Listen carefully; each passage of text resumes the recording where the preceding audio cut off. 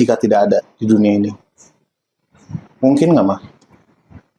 Mungkin aja sih sebenarnya, tapi sulit kayaknya ya. Sulit karena kan dari dulu tuh kita apa ya? Dari dulu tuh kita dikenalkan persepsi tuh semuanya berpasangan ya. Ada persepsi baik, persepsi jahat. Ada sesuatu hal yang baik, ada sisi baik, ada sisi jahat. baik, ada sisi jahat, ada sisi positif, ada sisi negatif. Jadi itu yang selalu apa ya, yang tertanam mungkin ya. Nah, kalau misalnya satu sisi nggak ada gimana? Mungkin. Jika dengan pemikiran yang sama bahwa segala sesuatu itu harus selalu berpasangan, ada pasangannya gitu, laki-laki perempuan segala hitam putih gitu kan, pasti kita berpikirnya pasti nggak akan seimbang dong, gitu kan, pasti nggak akan seimbang, nggak baik gitu. Ada hal yang jadi berlebihan, atau mungkin ada hal yang jadi flat aja gitu, tidak menarik, mungkin dengan gak ada dinamika betul. Jadi kalau dengan pemikiran seperti itu ya akan begitu gitu, pasti jawabannya akan begitu. Ya, sebenarnya gini ya, kejahatan dan kebaikan ini dua sisi. Tapi kalau kita mau masuk ke perspektif yang lebih dalam gitu kan, terkait dua hal ini gitu. Sebenarnya menurut Mama nih, kehidupan ini tuh baik nggak sih?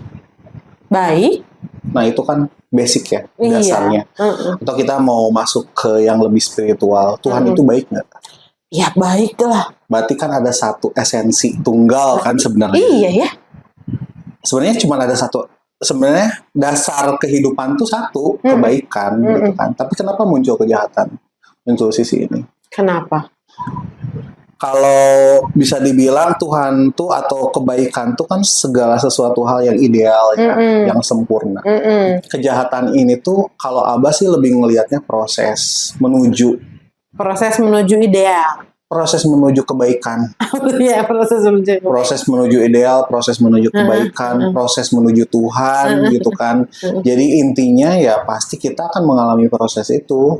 Benar.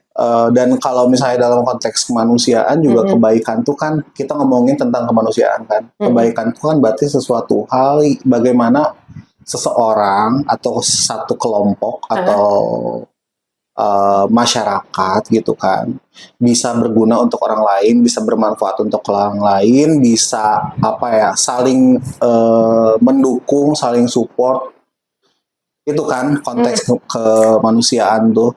Nah kalau misalnya berlawanan dengan kemanusiaan kan biasanya kebalikannya ya, lebih ke selfish ya. Jadi segala sesuatu tuh untuk kepentingan diri sendiri.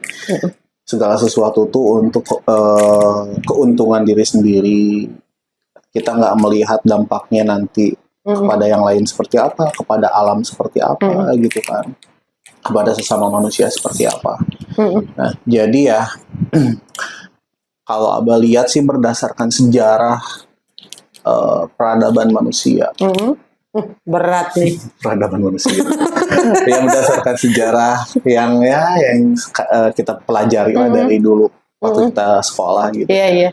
Manusia kan bertumbuh kalau lihat sih. Awal mulanya dia survival kan, karakteristiknya dia bertahan hidup, dia membuat kelompok. Ya mungkin nilai kemanusiaan pada saat itu juga nggak seperti yang sekarang gitu kan. Kalau dulu kan survival ya, mungkin setiap kelompok juga punya kepentingan yang berbeda-beda gitu kan. Atau misalnya semuanya tuh di sana tuh ya benar-benar survive gitu kan. Ya jadi untuk bahasanya nyawa mungkin ya, konteksnya nyawa zaman dulu tuh, zaman misalnya purba gitu, mungkin nyawa tuh yang nggak terlalu nilainya nggak seperti sekarang lah. Kenapa tuh?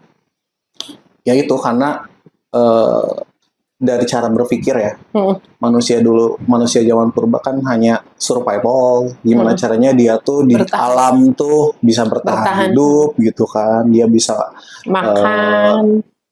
apa ya namanya?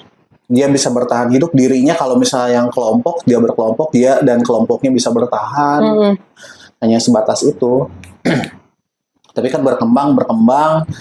Jangankan kita ngomongin yang dulu banget ya, Mm-mm. purba gitu. Kita ngomongin yang Sekarang bukan sekarang sih, masih belakangan beberapa gitu. tahun ke belakang. Beberapa ratus, beberapa ribu mungkin mah.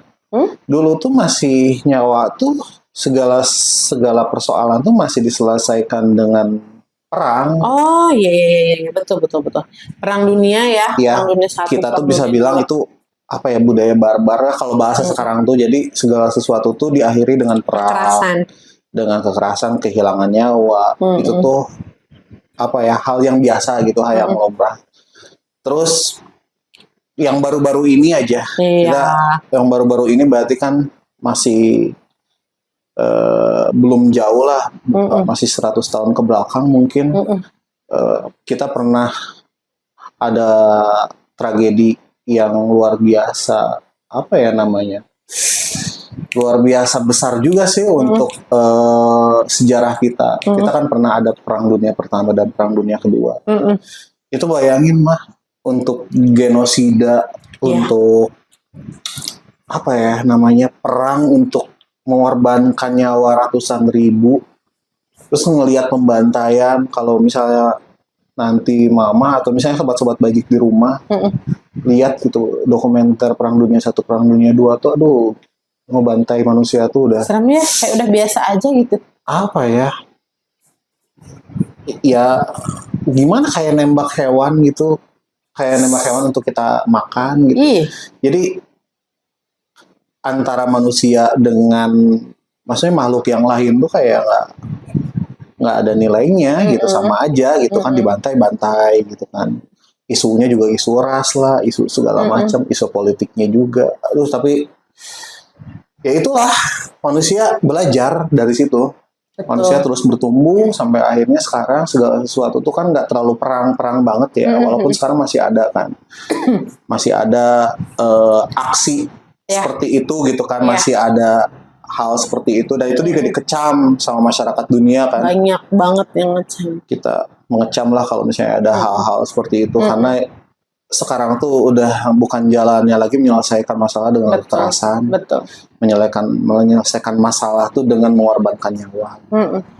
Itu yang rugi tuh banyak banget loh. Banyak banget. Yang ruginya banyak banget. Kita juga yang nonton rugi loh sebenarnya. Kenapa coba? Pernah ngerasa nggak sih kita kalau nonton itu tuh rugi banget? Kenapa? Ya rugi karena kita ngelihat manusia membantai sesamanya dan kita nggak bisa ngapa-ngapain. Iya. Itu rugi loh. Itu rugi banget. Maksudnya rugi itu, kok zaman sekarang masih ada ya? Masih ada yang kayak begitu. Nah, kita ya seperti itulah. Jadi kalau misalnya kedepannya tidak ada, atau misalnya bagaimana suatu waktu kejahatannya itu nggak ada, ya berarti nggak akan ada lagi kejadian-kejadian seperti itu, gitu kan. Betul. Nggak akan ada lagi yang korupsi. Nggak akan ada lagi yang korupsi, nggak akan ada lagi yang orang yang tega misalnya sampai mencelakai orang lain, bahkan membunuh orang lain untuk kepentingan dia sendiri gitu. Ya. Ngebegal itu kan. Ya itulah. Ya, di mana ada kejahatan pasti akan ada masalah, pasti akan ada kejahatan lainnya. Betul. Misalnya kejahatan yang besar nih, kejahatan yang besar apa sih? Misalnya korupsi kan, yang bisa impact-nya tuh luas. Kemana-mana ya. Dari korupsi itu, dari penyalahgunaan anggaran, penyalahgunaan wewenang, itu kan bisa berdampak ke masyarakat, kemiskinan, jadi gap, apa sih namanya tuh, ekonomi itu kan jadi makin jauh, terasa gitu kan, jadi makin jauh. Akhirnya apa? Akhirnya kriminalitas dan lain-lain lah. Ya, dari situ sumber kejahatan. Ya kalau misalnya semuanya kebaikan mungkin nggak akan ada orang ngebegal, mungkin ya. Tapi kan Mama punya data nggak sih terkait itu di Nah, dunia iya. ini?